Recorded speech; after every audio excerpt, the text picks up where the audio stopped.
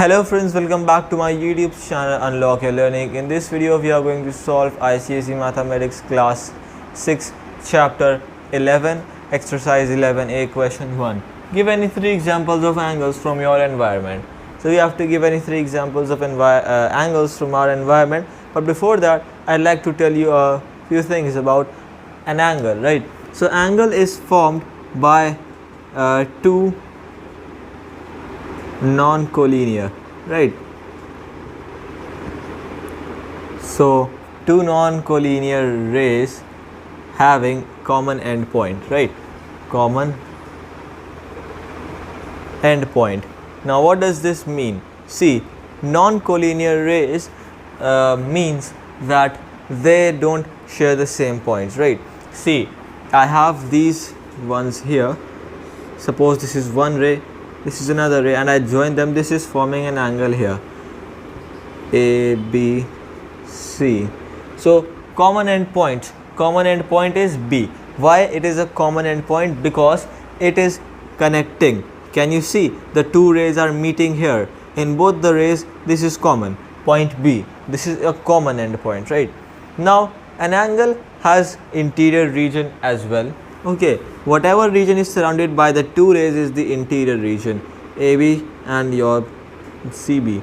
This was part of this angle, and whatever is inside it is called the interior of the angle, right?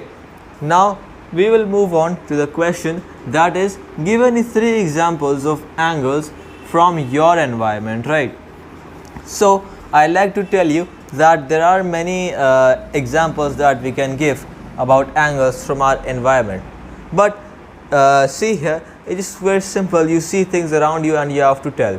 So very simple example can be that when you are opening your laptops, right, your laptops are like this, they are the screens. So can you see when you open them, they form an angle here also, right? This is the thing. And if you have seen a few thing else like a stapler, right? So a stapler is also something of the same sort, right? It's like this, you have this, right? You press it from both the sides and again it's forming angles in between. So it's there in laptops, in staplers, right? Now we will see what's given in the book. So your book says that when you have the scissors, right? So suppose if this is my scissor, right, and I have these things right here.